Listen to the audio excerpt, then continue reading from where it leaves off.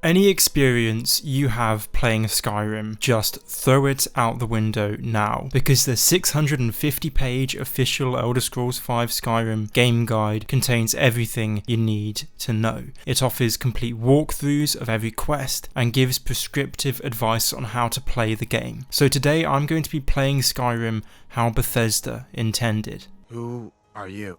First, we need to create our character. The guide suggests that we follow one of its many builds, so I'm going to go for the Berserker.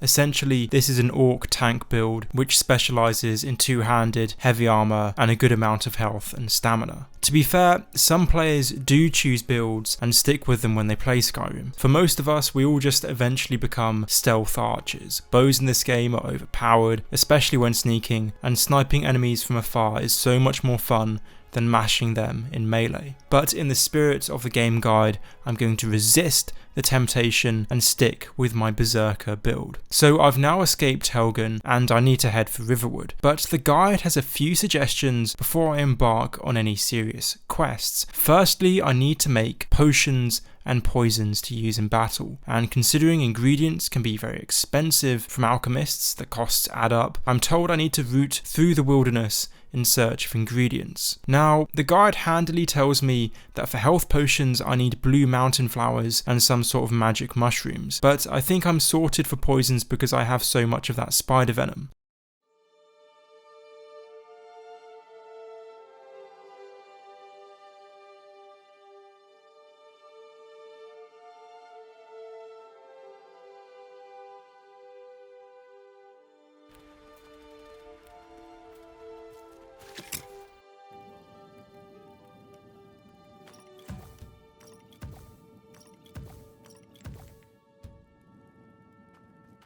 So I've made all the potions I think I need. I also ended up making some damage health potions. I have honestly no idea why I'd ever want to use those, but they exist and I accidentally made them. Comparing this to my normal playthroughs, I definitely say that I use potions, but normally I buy them rather than make them myself. In fact, I don't think I've ever done an alchemy build. Normally just eating a million wheels of cheese when I'm about to die is enough.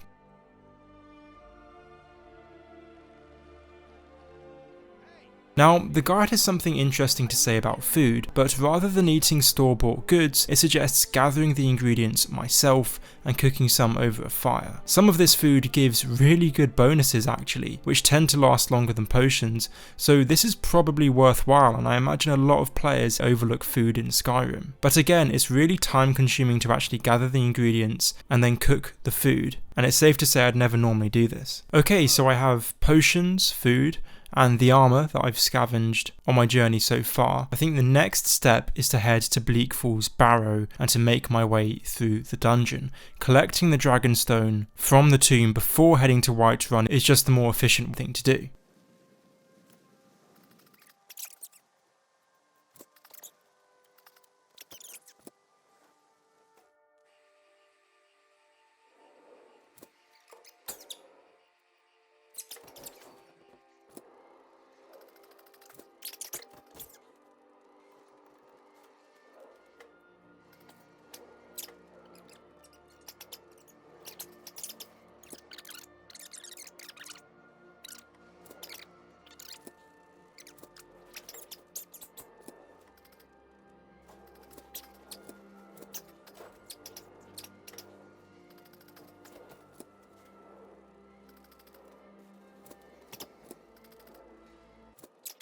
So here we are, the final boss of this dungeon. Now the difficulty is on Master, which is just below Legendary, so I imagine this is going to be a tough fight. Luckily I've got Uthgard backing me up, so hopefully she can take most of the blows. And I've also got that Berserker Rage that all orcs have, so that should come in handy too.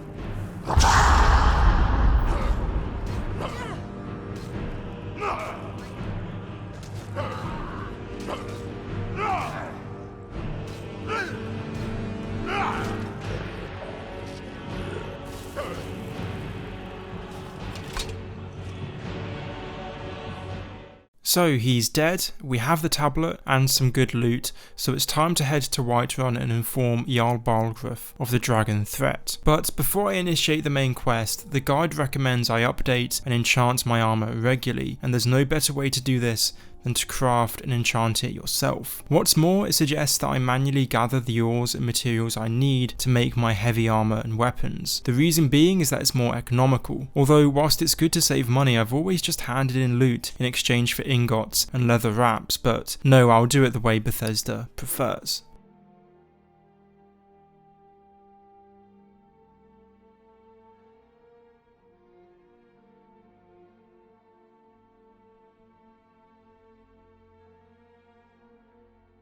There's also a super handy tip in here saying that there's loads of free soul gems in the College of Winterhold in the Archmage's living quarters, so let's head there, pick them up, and then get on with some enchanting.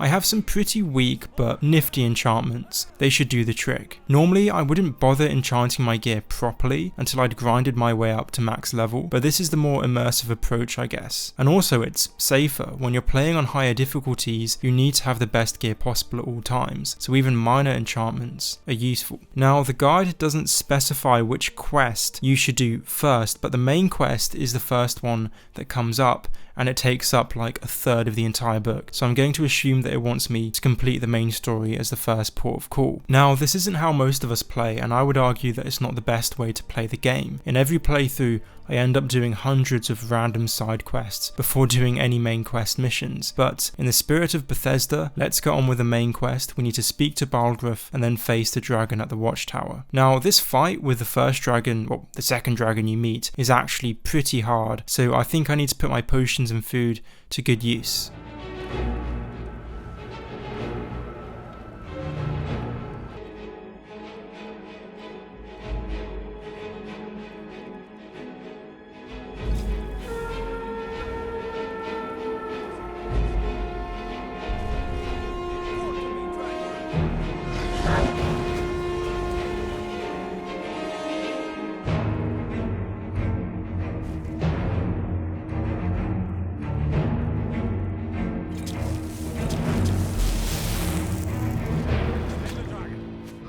Well, fuck, I died, but luckily I saved just before, so here we go again.